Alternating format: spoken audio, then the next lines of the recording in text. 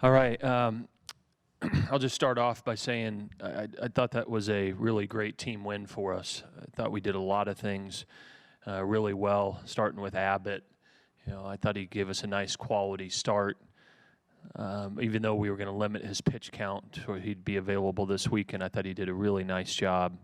And Chesden Harrington, I was really proud of him. He gave up the 2-run home run, but then bounced back and threw 2 shutout innings. And then, when we fell down 3-1, Nick Kent stepped up with 2 outs and hit a big two-out home run, 2-run home run that certainly led to a big inning. So I was just really, really proud. It was a total collective team effort and an impressive win, quite frankly. I think Liberty's got a really, really good ball club. I think they're a potentially regional type team, and I thought our guys really responded and played good baseball. And we have an opportunity now to play a couple of good games in a row with JMU coming to town tomorrow night. So this is one of those rare weeks that we have 2 midweek games, and certainly our pitching staff will be tested tomorrow. But we didn't use very many guys, mainly 2 extended with Harrington and Abbott that won't be available tomorrow. But pretty much everybody on our staff, other than the starters, will be available. So looking forward to seeing how our guys respond tomorrow night. I guess for some fans and maybe some outsiders, this Yeah. is maybe the time of the year people start thinking about the postseason. Right. With that in mind, how does it feel to start out? What's going to be a busy week for you guys? Yeah. Well, it's really important. Certainly the last 2 weekends in league play, we haven't played how we would have hoped, certainly. But, certainly it was great for our guys to win that last game against Florida State and then start this week off right. And this is an important week for us. We had tonight, tomorrow, then we go to North Carolina, which is an important series, and then finish up at VCU. So tomorrow is our last home game until we come out of final exams. We have tomorrow at home, and then we play 4 road games. And so certainly there's a tall order in front of us, but we're not thinking about the big picture. We're just trying to play good baseball and hopefully get on a streak. That's what this is about. For us to be playing in the NCAA tournament as a at-large team without winning the tournament, we've got to get on a hot streak, and so that's what we're looking to try to do. Yeah.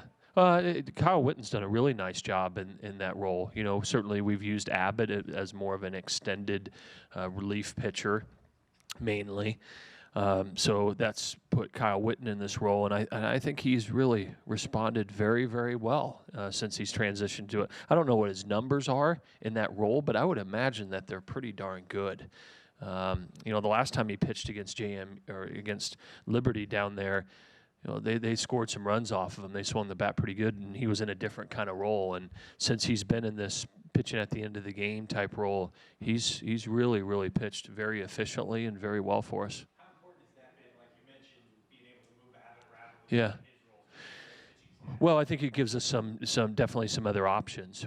Certainly, we can bring Abbott in earlier. He can pitch more extended, and other guys as well. So, it's important that the last 3 games of that last 3 outs of the game are the most important outs to get. They're the hardest outs to get, and certainly having somebody there that is showing confidence that he can do the job at the end of the game has been important for us.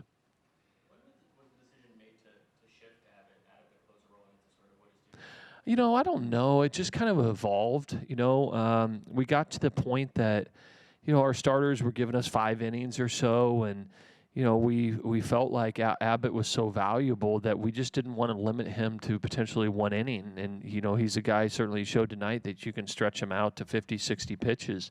And so we transitioned early in league play to decide that, hey, listen, if we have a chance to win a game after 5 or 6 innings, we need to go with him. And if that means he goes out there and pitches 2 or 3 innings, he may finish the game, he may not. We need to do that. And, it hasn't quite worked out how we've wanted to, but what has worked out is Kyle Witten has really stepped up and done the job for us at the end of the game. Yeah.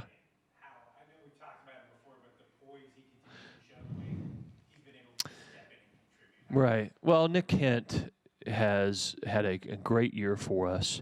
Part of the reason he's had a great year is his preparation is really tremendous.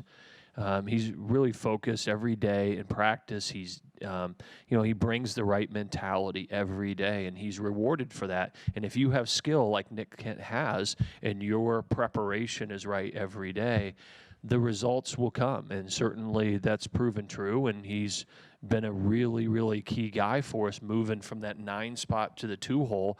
He's really taken to it and has been. I think he's leading us in RBIs on the season for a freshman. That's pretty impressive. He's really stepped up for this team. This is sort of an offbeat question. This didn't happen today, but we've seen at different levels of baseball when hitters unfortunately might get hit in their body parts or somewhere in their head by a line drive. Yeah. When you were a player, how wary were you that ball came back and hitting you? Yeah. Is there any discussion at the college level of any sort of protective gear? Not that I'm aware of. I pitched and certainly had some balls hit back at me, but it's something I don't believe a pitcher thinks about when they're pitching. I just think that they react when those things happen. There's been talk at all levels about potentially protective gear on the mound, but I don't think it's ever progressed enough to where they're serious about it yet. It's amazing sometimes how quickly those pitchers can respond to the ball hit back out, and it just makes your gut sink when you see guys that do get squared up on the mound, whatever body part it is. I mean, I've had pitchers of ours that have went on to the higher levels of baseball, get hit with line drives back of their arm and fracture their arm and things like that, and it's been part of the game for years. And hitters anymore are so much bigger and stronger, and the ball comes off the bat with such velocity. You see all over social media how everybody advertises this exit velocity of which balls are hit, and it's being measured by everybody, and it's become so important. That pitcher's 60 feet away, and by the time he releases the ball, he's 52 feet away, and so. Certainly, I've had some really close calls personally, but it's a tough part of the game. So, I got one more question. yes. Just the vote last week about the third. Oh, jeez. Yeah, if you don't want to, you don't have to. I was just wondering if you had any thoughts on it. Well, I'll say this about the vote last week about the recruiting calendar and the third assistant in baseball and softball. The sport of baseball over the last 20 years has just went straight uphill, has climbed.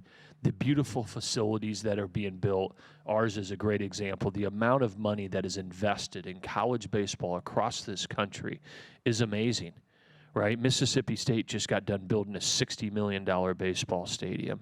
Right on down the line, everywhere has made over the last 20 years a serious commitment to baseball. Our national championship, the NCAA baseball championship, profits the NCAA $10 million, right? This has become a very, very big event.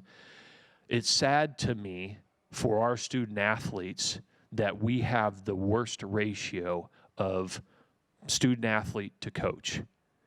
Had this passed, it actually still would have had us behind in the ratio of a lot of sports in the athletic departments.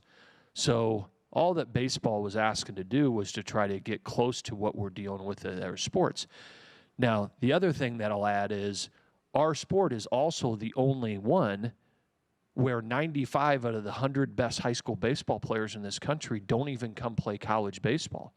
We deal with the professional element like nobody else does, right? So you feel like our game has improved so much that our players, not only the University of Virginia, the players across the country deserve to have it a little bit better. And I just feel like whether it be our APR has improved in the game of baseball, the product on the field has improved. I just wish that, we would get a little bit for our game of baseball, because I'll tell you this, even though the facilities has improved and our game has improved, and Major League Baseball looks to college baseball first and foremost as the feeder system, into the major leagues, even though they have the minor leagues. 45% of the players in the major leagues come out of college baseball, right? And so we have a great opportunity, I believe, in our game to do what's right by the young men that come and play college baseball. So hopefully over time that we can start to do things, whether it be a paid third assistant coach or other things in our game that can continue to progress us forward. I'll tell you this, Matt Kirby, our volunteer assistant coach, works as hard as any other coach on our coaching staff. He works full-time on our staff and has been doing it for 8 years, right? And, you'd like to see a guy like that be rewarded and have the opportunity that he should have. And then also I would say that it's important for our game because you're trying to develop young coaches, right? And this is an opportunity to continue to develop people in our game, this game that has just exploded, right? And so hopefully at some point we can find a way to continue to progress with things like that, like our game has progressed across this country.